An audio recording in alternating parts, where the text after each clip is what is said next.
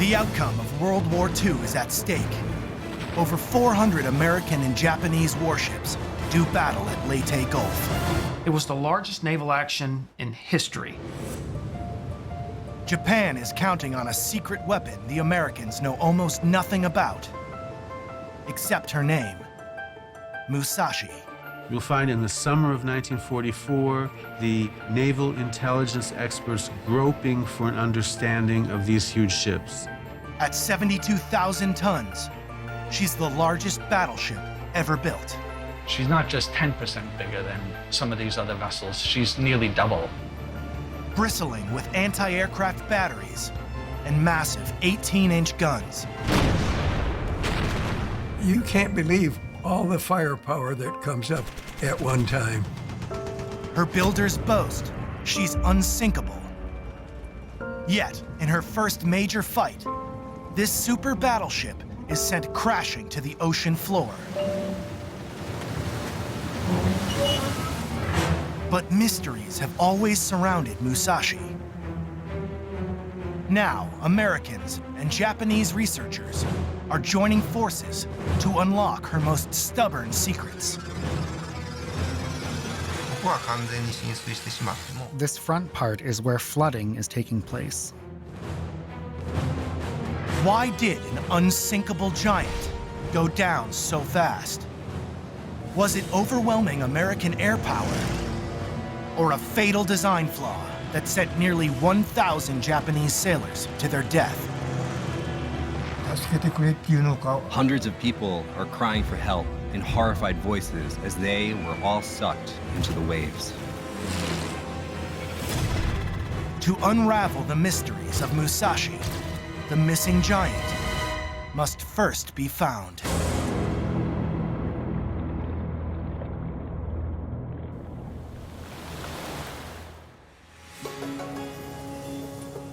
In February 2011, a research vessel begins a 3-week expedition in the Sibuyan Sea of the central Philippines. You know, if this was anywhere else, you'd see the whole coastline would have been changed with buildings and high-rises and all sorts of things, and that's not the case here. So we know we're looking at basically what the pilots saw 70-odd years ago. The expedition is the brainchild of the late Paul Allen, co-founder of Microsoft. The son of a World War II veteran, Allen committed significant resources to searching for the war's most iconic missing shipwrecks. Among them, the mysterious Musashi. Rob Kraft is in charge of conducting all subsea operations. Musashi was the pride of the Japanese fleet. It was so important to the Japanese people that they didn't even inform the population that it had sunk. Lots of people would like to find the Musashi. It's one of the great battleships. It's one of the truly remarkable ones that haven't been found. David Mearns has made a career out of hunting for lost shipwrecks. After months spent combing through military archives in the US and Japan, what it's showing you here. He's identified the critical clues he hopes will lead them to Musashi. One is visual. Aerial photographs taken by American pilots during their final devastating attack. There's the plane coming in, lining up right there to attack Musashi. And this is the next frame in the sequence. We can no longer see the plane, but we see a torpedo hit. Clearly recognizable in the background of these photographs is the outline of Sibuyan Island, a few miles to the south. Outside this, sir. Outside the blue circle. Outside the blue. Yeah, yeah. But there are other clues that may narrow down the search even further.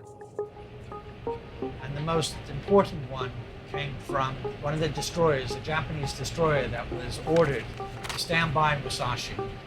Hiroshima actually took a position for Musashi sinking. Using the position reported by the destroyer Kiyoshimo, Mearns and Kraft have determined a high-probability search area. The tool selected for the search is called a multi-beam echo sounder. It's a type of sonar that's mounted on the ship's hull. An array of downward-looking beams emitting sound waves sweeps across the seabed to create an image of a mile-wide swath. We're over here on the western side of our box. We're running the first line to the east, and this happens to be line number 13. And each line should take about 4 hours. And because we're looking for, in the terms of the depth of water, quite a small target, we're mapping the seabed in very, very high detail. So the byproduct of our search is a really detailed map of this particular part of the Philippines. Even though Musashi is as big as a 75-story building, the battleship will only show up as a small speck on this vast and unexplored seafloor. There's no guarantee she can be found. It all depends on her orientation on the bottom, if she's in one piece, two piece, three pieces. We should be able to detect that and see that in what they call the backscatter imagery. When you hit something hard, it shows up as a very, very dark object. It takes 4 days to cover the high probability area. It yields an impressive picture of the seabed below, including a newly discovered seamount. But so far, there's no sign of Musashi. So our highest probability to begin with was all on the basis of this Japanese destroyer, Kiyoshima, which gave a precise sinking position.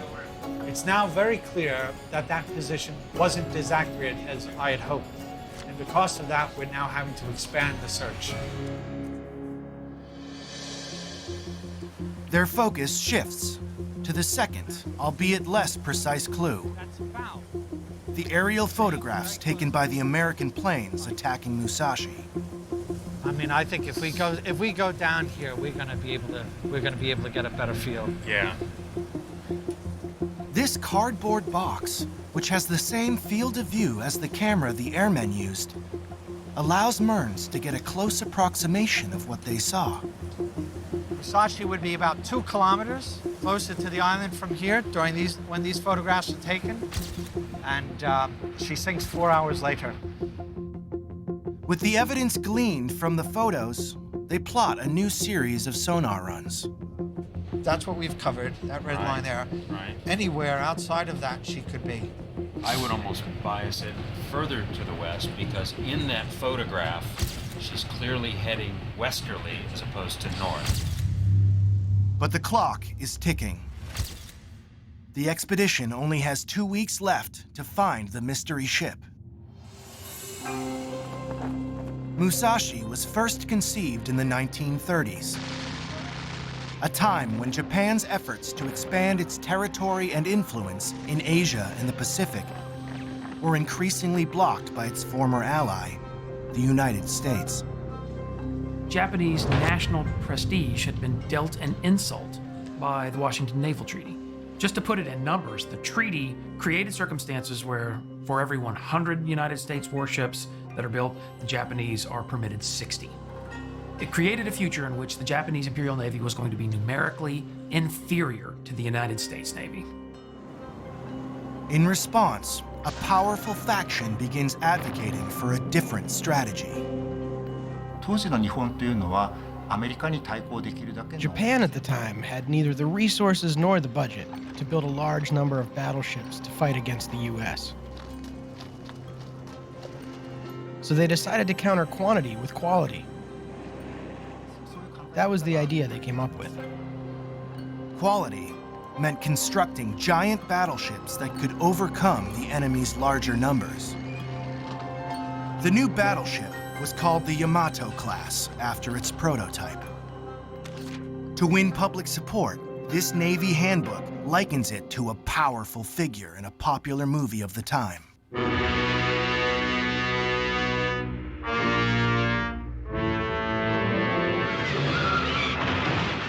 The Hollywood film about a giant ape creating mayhem in New York was a huge hit with Japanese audiences. And so the comparison is not just a comparison evocative of power and strength. It's also kind of pointed squarely at New York City and therefore pointed directly at the Americans. In March 1938, construction of Musashi began here at the Mitsubishi shipyard in Nagasaki. Incredibly, the giant gantry crane that built her is still in use today. The Japanese virtually had to reinvent naval architecture and design of ships to be able to build such colossal vessels. Work proceeded under a literal veil of secrecy. When they were being built, they were actually built behind gigantic curtains that were raised up at the shipyards, and so even friendly people couldn't see what was going on behind there. So there was some attempt to keep it a secret. A schoolgirl at the time, Ms. Matsura remembers what it was like. I was told never to look in the direction of the shipyard, that soldiers are on board keeping watch. You must not look, or the soldiers will take you away. Even as a child, I kind of sensed that a big war was going to break out. On December 7th, 1941, that war began. In its surprise attack on Pearl Harbor, the Japanese Navy used carrier-based air power to devastating effect against the American fleet. Ironically, that success only reinforced its faith in its own new super battleships. A lot of the naval theory at the time was based on this fleet-on-fleet engagement. The Japanese in particular were still hoping for that kind of thing. This is how you wrest sea control from the other guy. You defeat his fleet. In August 1942, Musashi began secret sea trials. Weapons and defenses, carefully kept out of sight from enemy spies, were put to the test. Musashi's main armament came in the form of 3 turrets mounting 3 Type 94 naval guns. These were of 18-inch caliber and were therefore the largest naval guns in use anywhere in the world.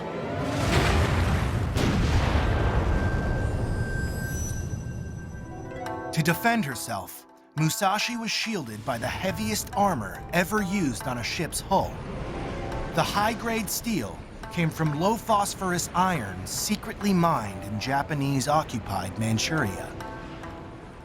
For 19-year-old Masahiro Oishi and the hundreds of young sailors assigned to serve aboard this giant, Musashi was a technological wonder.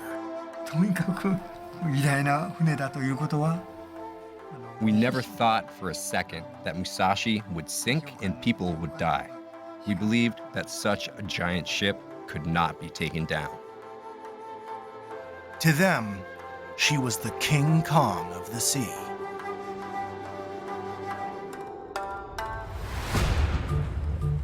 Day 14 of the Musashi search expedition. In this direction here. At last, the team thinks they're onto something. Could she be broken in 4 pieces sitting there? One of their sonar runs has revealed a promising target. That is exactly what you want to look for. Bow, superstructure, things falling off the superstructure, blah, blah, blah. Central area, engine room, break here, explosion there, stern. It's all going to be right there. And if it capsized, it's going to be over. But after making several more sonar runs, they reluctantly reached the conclusion the object is too large. You know, it's 100 meters bigger than what we're looking for. Wow. So it's 30% bigger. I think it's definitely something. Yeah. Other than geology. I don't think it's Musashi.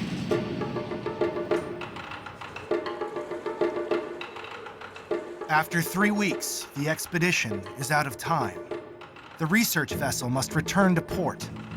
But they've covered a staggering 1,400 square miles, an area as big as the state of Rhode Island. What we now have is a very highly accurate map of the entire area that we want to search. We know where she's not. We've ruled out large swathes of the Sibuyan Sea. And their commitment to the task has only intensified. Everybody's kind of got a lot of blood, sweat, and tears in trying to find this wreck. You know, you get this personal passion going trying to find this thing. But to succeed, they must first find a better tool for searching the rugged seafloor below. By the time Musashi joined the Japanese war effort in the Pacific in 1942, the momentum was about to shift. The Japanese actually are prevailing at this point because they're better at surface warfare than we are at this early stage in the game. What then becomes clear is that anytime aircraft carriers get involved, the whole thing changes. The U.S. embraces naval air power in a way that it just hadn't before. It revises the way that it trains, it revises tactics, and it revises weapons to the extent that it introduces a new fighter, a new dive bomber, a new torpedo bomber, and it even introduces a new torpedo. The Mark 13 torpedo was more reliable and could be dropped at higher altitude than its predecessor. At the same time, American intelligence secured a valuable lead. On the island of Tulagi, Americans captured a document that was a warship recognition manual that was to be used by Imperial Navy sailors to recognize their own ships. And it had a drawing of a Yamato-class ship. But after that, nothing. It's as if Japan's most secret weapon had vanished. You'll find in the summer of 1944, the naval intelligence experts groping for an understanding of these huge ships. And they came up with estimates that were just unbelievable. But as they would later discover, even those estimates were way too small. By June 1944, American forces succeeded in pushing the Japanese fleet, totaling some 60 ships and 450 aircraft, out of the Western Pacific. The battle became known as the Great Marianas Turkey Shoot. They call it that because they harvest so many Japanese aircraft. They shoot them down wholesale. The Japanese lose half their carrier strength, and they lose almost all of their naval aviation. American General Douglas MacArthur was now poised to invade the gateway to Japan itself, the Philippines. On October 20th, MacArthur came ashore on the eastern side of Leyte Island, where American troops encountered little resistance. The opinion united of American intelligence agencies was that the Japanese Navy would not come out. We based our ideas on the assumption that the Japanese would need a considerable amount of time to train new aircrew and pilots for their aircraft carrier groups. But American intelligence was ignoring one critical fact. Japan's Navy remained committed to fighting a decisive battle at sea. Its surface fleet was still largely intact, led by two giants Americans had yet to lay eyes on, Musashi and Yamato. American radio intelligence had knowledge of the movements of these Japanese ships, but still not of their characteristics. On October 24th, 1944, Admiral Kurita's center force with 26 ships entered the Sibuyan Sea. Two other slightly smaller Japanese fleets approached from the south and north. The Battle of Leyte Gulf was about to begin. In the morning, when Kurita is crossing the Sibuyan Sea, the reconnaissance flights pick this up. And of course, at that point, they're aware they got two very large battleships down here. American pilots were the first to catch a real glimpse of Musashi and Yamato. We knew that they had two big battleships. That's about all we knew. And it was obviously the biggest thing we'd ever seen. Although caught by surprise, the U.S. Navy was prepared. 7th Fleet moved to guard the Leyte landing site itself, while 3rd Fleet deployed in 3 groups to the north. Unfortunately, the one element of the 3rd Fleet that's closest to San Bernardino Strait is a little bit weaker because it sent one of its carriers off to refuel. Its sole remaining large carrier was only half the size of the two giants bearing down on it, with 24 more warships in Japan's center force.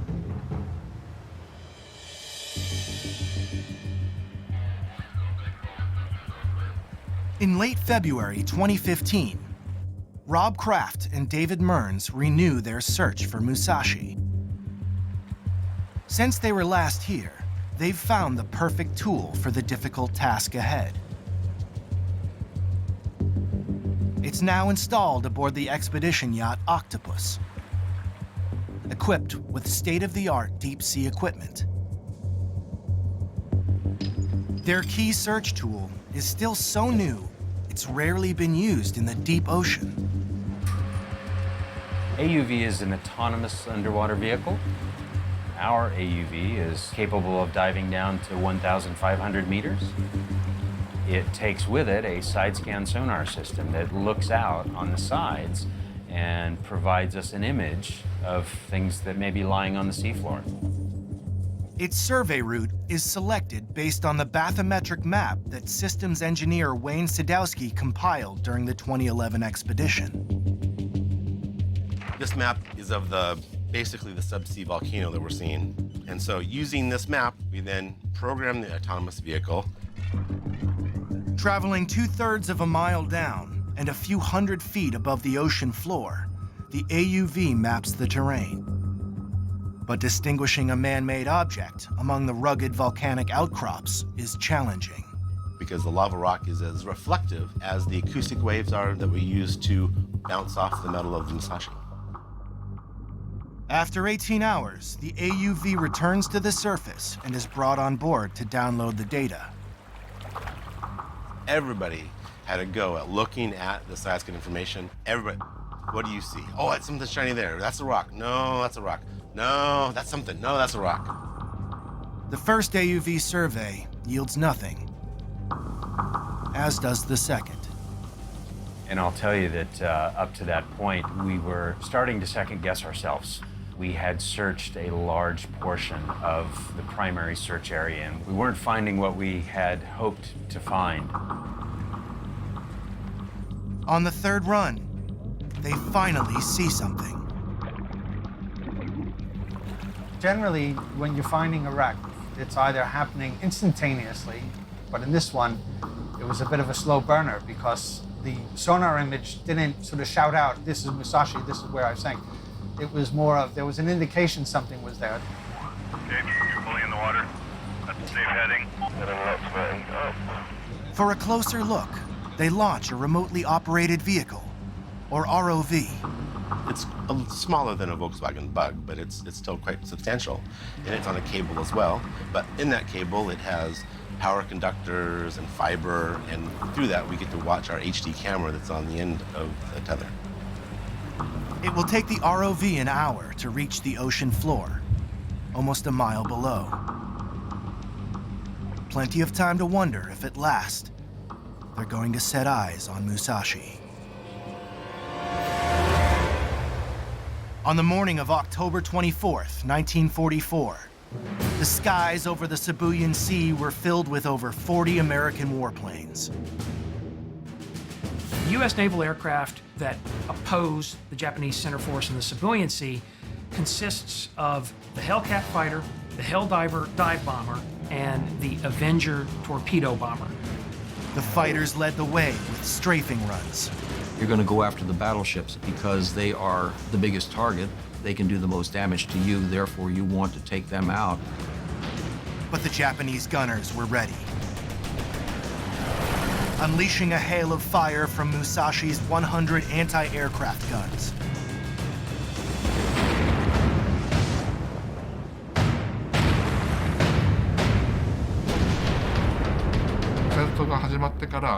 Aerial attacks had become fierce after war broke out. So the decision was made to strengthen anti-aircraft defenses, and machine guns were also rapidly added. But there was no industrial capacity to manufacture bulletproof armor at this point. With little to protect them, some of the gun crews suffered heavy casualties. Everything was blown to bits. There were pieces of machine gun everywhere, with human flesh stuck to them. I could not believe they were parts of human beings. Bob Freely was a 22-year-old pilot flying an Avenger torpedo bomber that day. The sky is so big up there, I don't see all the fighters. I don't have time to look around to see anybody else because everything happens like that. What he did see was a giant battleship below. The Musashi has 11 planes coming in on it. You're coming down, then you start leveling off. And all this time they're shooting at you, and you don't know whether this bullet's going to hit you or... So you get about the distance that you think you should be, at the altitude you should be, open your bomb bay doors, and you're all set, boom. His rear gunner watched as their 2,000-pound torpedo slammed into Musashi's port side. The torpedo bomber is the most effective weapon against a battleship because it can release something that carries a great deal of punch. The American Mark 13 torpedo carried a warhead of 600 pounds of high explosive. That was enough for us to punch through an armor belt. Musashi withstood the initial American assault, but the attacks kept coming. The fleets that are there at Leyte consist of multiple aircraft carriers. It's mind-boggling by today's standards how many ships were there. And so as a result of that, they could continue to attack, and wave after wave coming in. During the last wave, an American pilot took his memorable series of photographs. The relentless onslaught began to take a toll. When the Musashi loses speed and falls behind, then it's obvious that she's damaged. So now's the moment to close in for the kill. Lionel Gilbo was the rear gunner in the Helldiver bomber. Our pilot dive bombed the battleship with a 2,000-pound armor-piercing bomb right down the stack. These particular ships, very formidable ships, but they also made very large targets that were easily identified. And I think that's one of the reasons a lot of the aviators concentrated on Musashi, and she paid the price as a result. Yamato escaped the onslaught, but at 7:39 p.m., 4 hours after the final attack, Musashi, crippled yet miraculously still in one piece, rolled over and sank. Hundreds of people are crying for help in horrified voices as they were all sucked into the waves.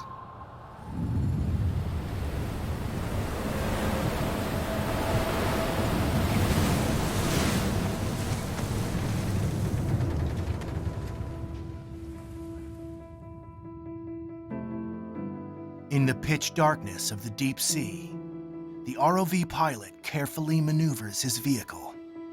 We came across some very small pieces of debris, which looked the right age, looked the right material, but we weren't quite certain.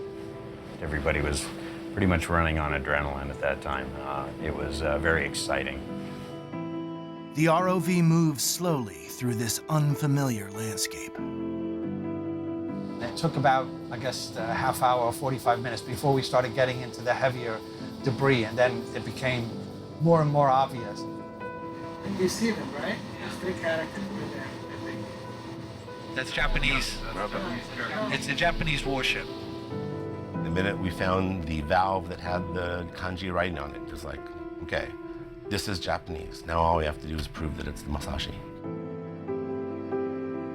To do that, they need to find the ship's bow. There's the bullets, 2 bullets.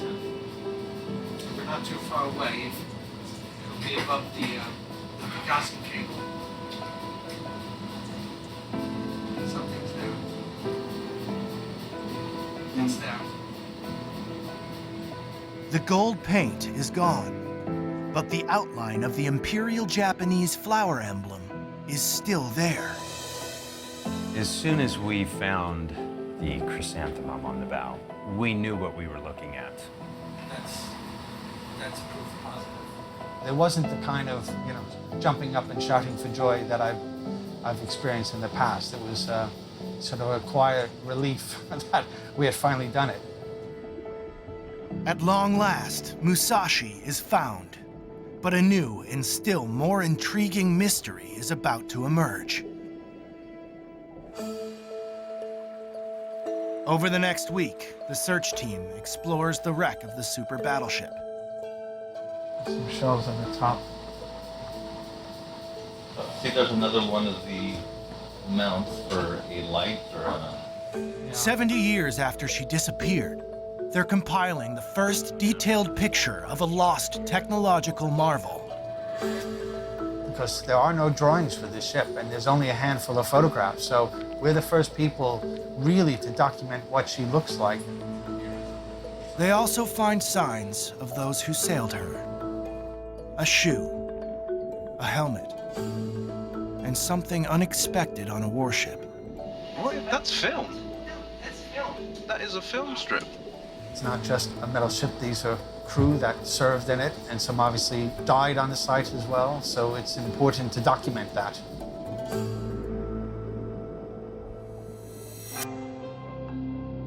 Musashi lies a good distance from the sinking position reported by the destroyer Kiyoshimo.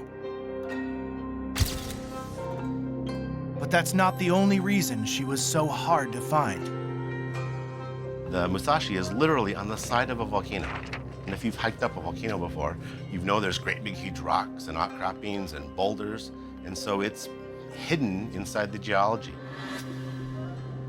The difficulty in finding the wreck is also explained by her shocking condition. Just the complete and utter destruction of the ship itself. The stern and the bow sections are really the only whole parts of the hull that remain. The bridge is somewhat intact from what we can see, but the rest, the center section of the ship was just completely destroyed. So essentially, it's broken its back in at least 2 different locations. And for a ship that withstood so many attacks from torpedoes and bombs and essentially sank intact, that's more than I expected. What then could have caused such widespread destruction? It's a question which so far has no answer. One of the last pieces to be discovered is Musashi's most potent weapon. Which is obviously what caught everybody's imagination, these special 18-inch guns. These guns are held into the body of the ship, into the barbettes, by gravity alone. So when the ship capsizes, they're incredibly heavy objects that just fall out under their own weight. We found one of these guns after a week of searching. By now, the expedition has assembled an extensive record of Musashi. Over 100 hours of video footage alone. We want to make sure that we've fully documented the condition and the state of the wreck so we can share that with everybody. And, what we've done here and the data that we've gathered will provide the clues that people can use to recreate or have an understanding of what actually happened. The search team has opened a door. Now, others must step in to unravel Musashi's final hours. In March 2016, a group of Japanese experts assembles in Tokyo to take up the challenge.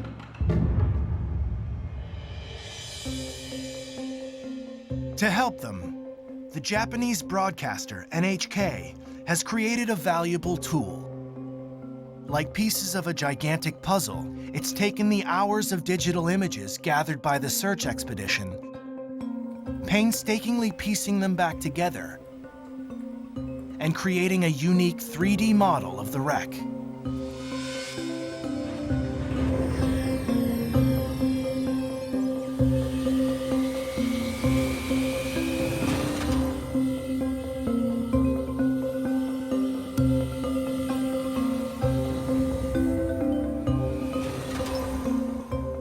Only now is Musashi's enormous size apparent. At 263 meters, some 900 feet, she's longer than 3 jumbo jets. この時には当時はなかったですけど、平賀先生 To begin with, these experts want to find out why a ship so many believed unsinkable should fail its first serious test. What is that thing that looks like a hole? Masami Tezuka has been studying the Musashi for 30 years. He believes he's identified one clue: a damaged section protruding from the port bow, most likely caused by a torpedo strike. Musashi would lose speed as a result, making it difficult to steer her. From an attacker's point of view, a battleship that's dragging would have been easier to hit with bombs or torpedoes. The last photo of Musashi shows her down at the bow, leading to the belief that flooding here caused her to sink. But a new scientific investigation at the University of Kobe tells a different story. Professor Hirotada Hashimoto, a specialist in naval architecture, conducted the analysis. When he simulates flooding inside the bow, the ship does pitch forward. But results show watertight compartments in the rest of the ship would not have been affected. Even if the bow, including the part protected by armor plating, is completely filled with water, the ship will still be left with enough buoyancy. So this flooding alone definitely could not have caused the ship to sink or capsize. To find answers to why Musashi sank, these experts will have to look elsewhere, starting in the place where Musashi was constructed. At the Mitsubishi shipyard in Nagasaki, the Japanese team makes an important discovery. A file marked Musashi is uncovered in the company archives. It contains more than 200 pages of never-before-released original blueprints.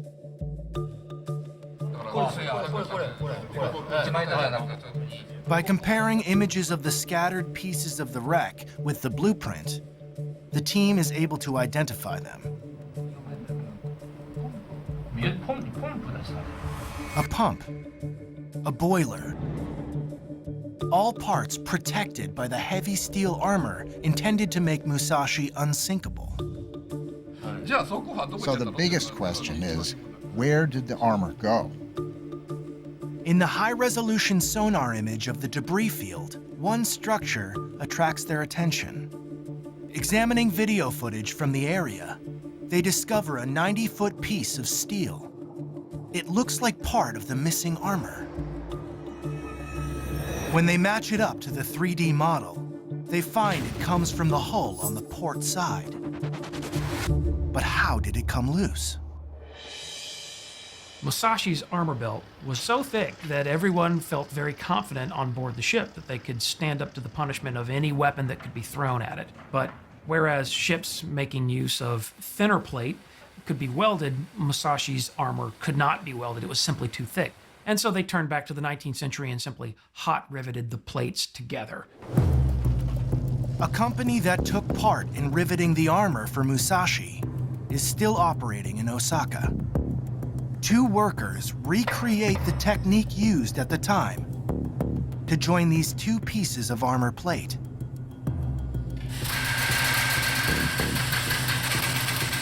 A special hammer drives the rivet into place.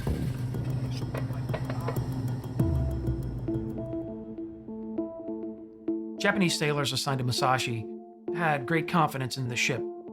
They thought it was unsinkable, and that's because above deck they saw nothing but guns and firepower. But then below deck, they were aware that the ship had the thickest armor of any warship in the world. But the Japanese investigation team doesn't share the sailors' confidence. I think rivets were the problem. No matter how thick the armor plates were, they wouldn't last once the rivets came loose. Musashi's armor was attached at a slanting angle to deflect incoming shells. She was built to withstand artillery duels against other battleships.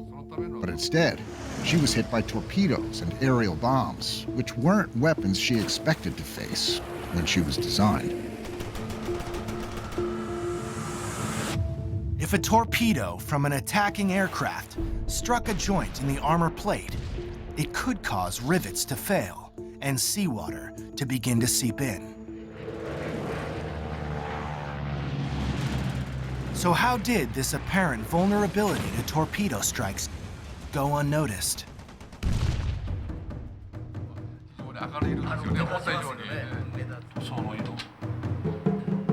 The team discovers early concerns about this possible design flaw. A former officer on Musashi, who earlier served on her sister ship Yamato, made this recording before he died. I heard from Yamato's crew that during a torpedo attack, although the armor remained intact, the rivets were blown off, and gradually, water started to leak in around the joints. It made me realize if we were hit by a lot of torpedoes, there would be more flooding, and that could be her weakest point. Shigeru Makino, a naval designer who oversaw the construction of Musashi, reported similar misgivings. But later wrote, the naval authorities decided to simply patch the armor joint rather than find a permanent solution to the problem. In the minds of Musashi's 2,400 crewmen, many still in their teens or early 20s, the Imperial Japanese Navy instilled a beguiling illusion. Their super battleship was quite simply unsinkable. One of them, Masahiro Oishi, believed it to the very end.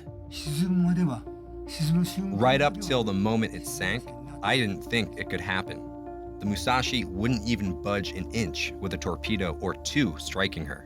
There would be no flooding, so we were told. Musashi also proved vulnerable to another unanticipated weapon: armor-piercing bombs from the air. As the search team discovered, once you get in there a little tighter. Underwater footage revealed one of several 3-foot holes rupturing the ship's deck. In a short section of the bow, we saw the damage from the bombs. So that's corroborating what the U.S. pilots were telling us about the hits they were getting on Musashi. These weapons, although they are as crude and as simple as they can be, send through the air column, penetrate decks, and can explode below deck. This, in the end, causes great destruction on Musashi.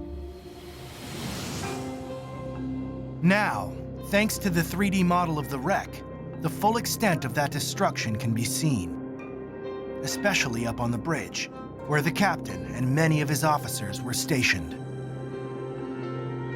A gaping 20-foot hole gouged into the starboard side marks where a bomb struck.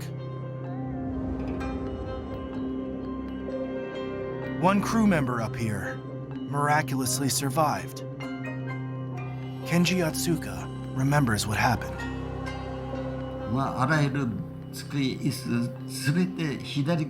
All the desks, chairs, everything flew to the port side. Bodies of those who were killed were piled up there too. The blast wave knocked us over, killing some. One man lost everything from his neck up, sitting in a chair about 10 feet from where I was. Just dead. Standing on an open observation deck, Captain Inoguchi suffered a shrapnel wound in the shoulder. Protected from the fire himself, crewman Kotaki observed what happened. I saw him from behind. He was covering his shoulder with his hand, like this, holding binoculars, like this, and giving commands. Any ordinary person would have collapsed from such injuries. I thought, that's a true commander. Like her brave captain, Musashi sustained multiple hits from weapons she was never designed to face. Incredibly, her unusual strength allowed her to go down in one piece, leaving one final question: what tore her to pieces as she sank? 46 centimeter shell underneath there, right? When the search team originally discovered Musashi, The turret housing was blown away. they couldn't believe the wreckage was spread over such a wide area.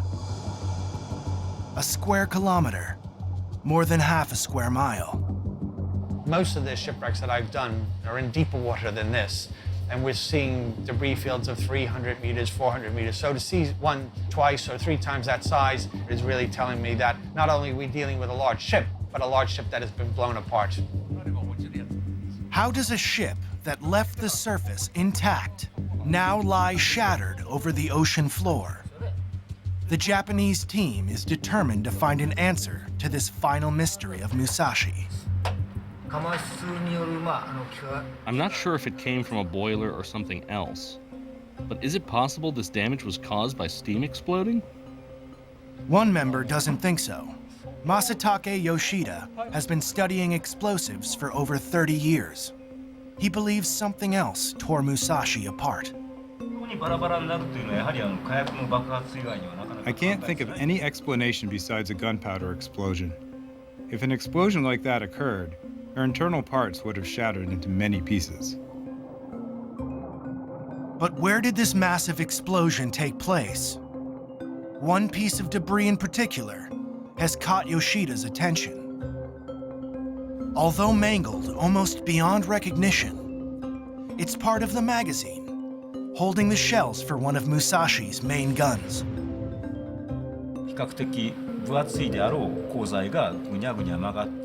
Thick steel like this wouldn't have ended up being so badly twisted if the ship had just sunk. Since Musashi fired her main guns only a handful of times during her final battle, an estimated 160 shells and 100 tons of gunpowder were still stored inside her. Suspicion as to where the explosion occurred falls on the second main gun. That was literally... And first-hand reports David Mearns uncovered seem to support it. To see that level of damage on the seafloor tells me only one thing, that the Japanese survivors who heard explosions as it was capsizing, those explosions were actually magazine explosions. In the final moments, as Musashi heeled over and sank, a few eyewitnesses aboard a nearby destroyer reported seeing the flash from a small explosion. Which means that some fires were already burning inside her. That makes me think that initial combustion rapidly spread into an explosion. Gunpowder contains some oxygen, so even underwater where there's none, under the right conditions, a combustive explosion can occur. To test his hypothesis, Dr. Yoshida ran a computer simulation. It clearly shows a ship made of heavy steel would have suffered catastrophic damage from an explosion below her second main gun. The ship's core would have splintered into hundreds of small pieces, with only the bow and stern remaining relatively intact. The high-resolution sonar map confirms this is how the wreck rests on the seafloor.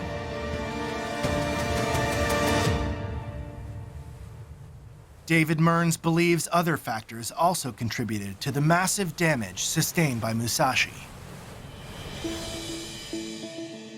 You see that a large section of the bow was imploded, and we can look at the drawings and know that there's watertight compartments in there, and they've squeezed as the ship sank very quickly. As Musashi plummets to the bottom, a crushing pressure equivalent to the weight of a car bears down on every square inch. When it hits the seabed, it's hitting the seabed actually at very high speed, probably minimum of 15 knots, maybe as much as 25 knots, and there's impact damage.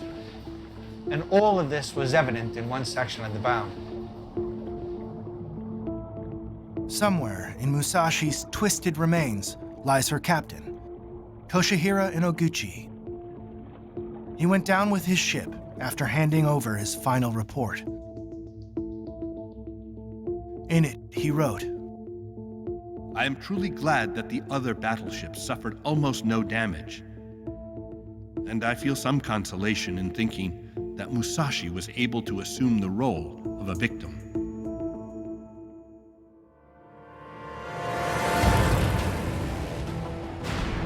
Musashi bore the brunt of the American air assault on October 24th, 1944, leaving most of Japan's center force unscathed, including the super battleship Yamato. Undetected, Admiral Kurita and his 20 remaining ships steamed through the night, heading for the American landing site at Leyte to catch the defending force from 7th Fleet by surprise. On October 25th, led by the super battleship Yamato, the Japanese Navy launched the decisive surface attack it had long sought. But a bold strike by American destroyers and destroyer escorts managed to confuse the Japanese commander. So Admiral Kurita makes the fateful decision to reverse course, and in so doing, he walks away from what would have been the most lopsided victory of the Japanese Imperial Navy in the Second World War. Japan's Navy had gambled on winning the world's biggest sea battle to bring America to the negotiating table. But they made a fatal miscalculation. Surface ships with big guns were no longer the dominant force at sea. In the age of the battleships, the building and the loss of the Musashi is the end point. They weren't going to be defeated by another battleship, another great battleship, but by aircraft. And that's when the era of aircraft carriers took off.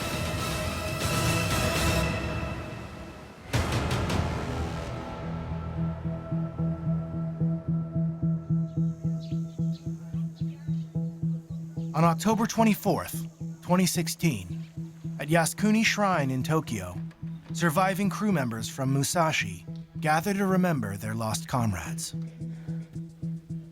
The discovery of the wreck and the evidence it reveals of Musashi's vulnerability is a cruel reminder. This was not the unsinkable battleship they were led to believe her to be. But for crewman Sakuda, the wreck still bears an important message. I think the Musashi would like the people to know how bravely her crew members fought and died, what an astonishing battleship she was, how she fought and met her tragic end in the emptiness of war. I think those are the messages that the Musashi wants to send us. For Bob Freely, an American pilot who launched one of the many torpedoes that sank her, Musashi's discovery stirs thoughts of reconciliation. I don't want any Japanese survivor to think that I'm trying to laud these medals over them. Our opportunity is we have a common ground. They are survivors of the same action that I am a survivor of. And I'd just like to say, welcome, brother.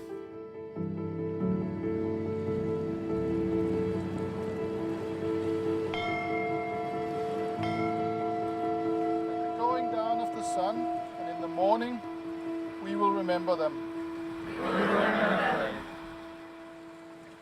Above the wreck site in the Sibuyan Sea, the crew of the Octopus pay their own final respects.